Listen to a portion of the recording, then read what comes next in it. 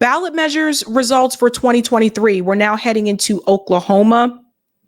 And once we're done with these, which we only have 2 more left, Texas and Wisconsin, then we will start the ballot measure initiatives that will be on the ballot this November.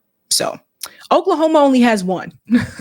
Oklahoma only had 1 for 2023.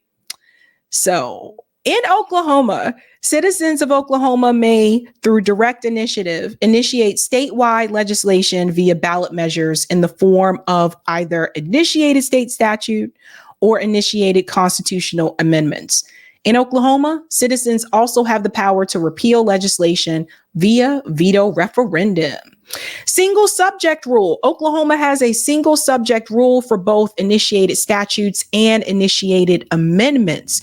Again, the single subject rule means you can only have one subject be part of a ballot measure. You can't have like 2 different subjects be a part of one ballot measure. Okay. Competing initiatives. Oklahoma law provides that in the event that 2 conflicting measures are approved, the measure with the most affirmative votes supersedes the other on all points of conflict. The other measure is not wholly superseded. Oklahoma law is unique in providing a second chance when 2 conflicting measures are both defeated. In Oklahoma, if 2 conflicting measures are both defeated, then the one with the most affirmative votes, provided it received approval from at least 1/3 of the total voters for or against both measures, is resubmitted to voters at the next election. So that's different from my state. Definitely different from my state. Number required.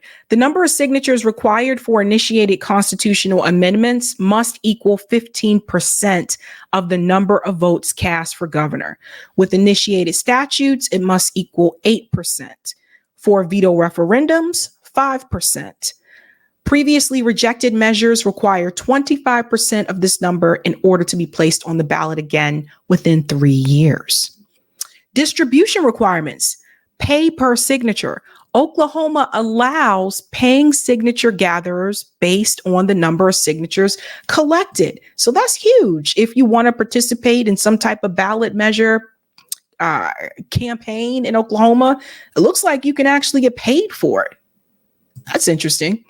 Deadlines for collection. Petitioners have 90 days to circulate an initiative petition beginning on a day set by the Secretary of State, starting at a maximum of 30 days after all challenges to the initiative petition are finalized. For referendums, signatures are due 90 days after the adjournment of the legislative session in which the targeted law was passed. Measures are generally placed on the next general election ballot, but the government may call a special election or place the measure on the primary ballot. Let's get to the first ballot measure.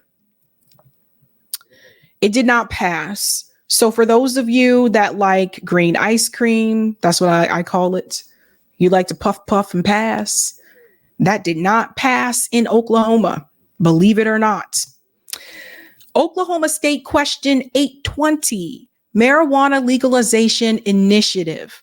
A yes vote would have supported legalizing recreational marijuana for adults 21 years old or older, allowing adults to possess up to 1 ounce, 28.35 grams of marijuana, and grow up to 6 mature marijuana plants and up to 6 seedlings, and enacting a 15% tax on marijuana sales, a process for individuals to seek the expungement or modification of certain previous marijuana-related convictions or sentences. See, that's huge. I think any state that's trying to do a legalization, I think you have to include this piece, right? That individuals that have been imprisoned for marijuana convictions, they should be able to have their records expunged. And third, finance the Oklahoma Medical Marijuana Authority's implementation of the initiative with the remaining funds to be appropriated towards 30% to the state general fund, 30% to grants for public school programs to support student retention and performance, after school and enrichment programs, and substance abuse prevention programs, 20% to grants for government agencies and not for-profit organizations to fund drug addiction treatment and overdose prevention programs, 10% to the state judicial revolving fund, and 10% to the municipalities or counties where the marijuana was sold. This legislation here, initiative did not pass. It failed by 61.67%. So not only did it not pass, but the number of people that voted against it, 61%, that's alarming. It's really weird to me. Really, really weird to me. And then it goes on to say, why was this measure on the 2023 ballot? Oklahoma for Sensible Marijuana Laws were initially targeting 2022 ballot and submitted enough signatures to qualify for the ballot.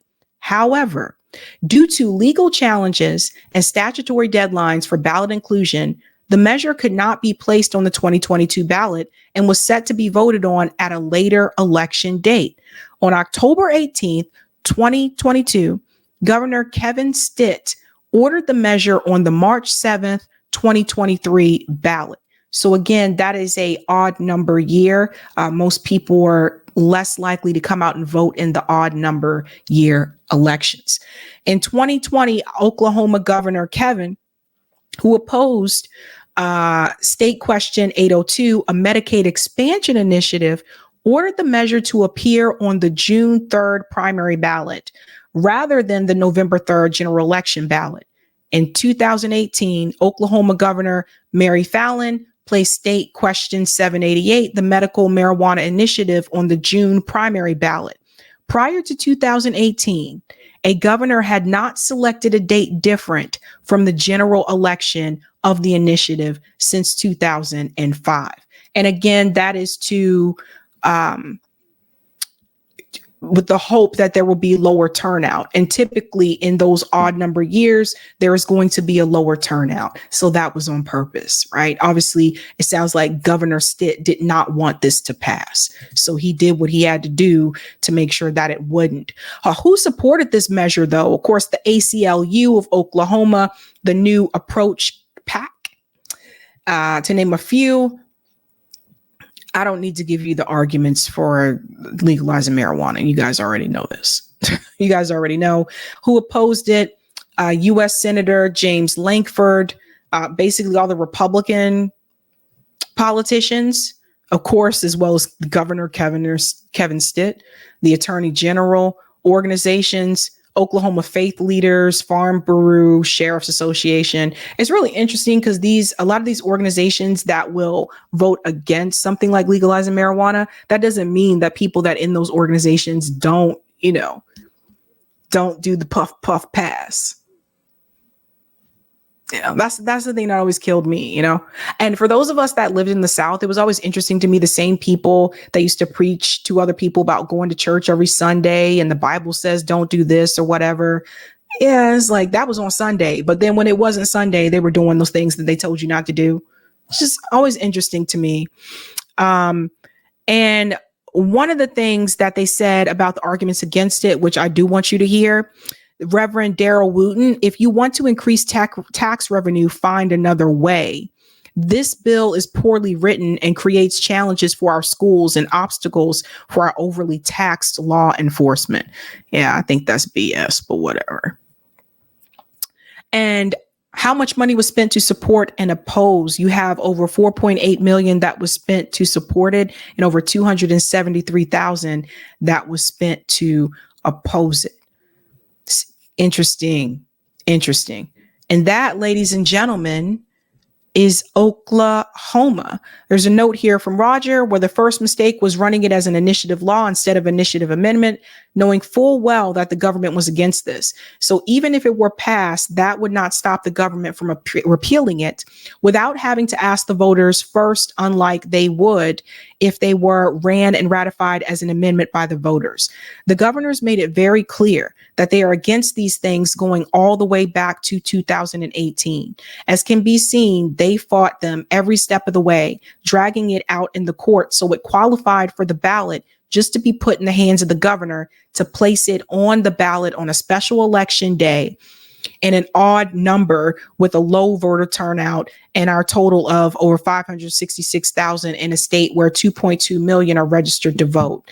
That's like a quarter of the voter turnout. So we still don't know how Oklahomans really feel on this matter. The only way around this to remedy is a citizen-initiated constitutional amendment that all initiatives and referendums be placed on the November general election day ballot in an even numbered year. And I agree with Roger there. It sucks when they're on the ballot and a low voter turnout. It's just not, obviously, it's going to be difficult to make those types of measures pass because people are less likely to show up.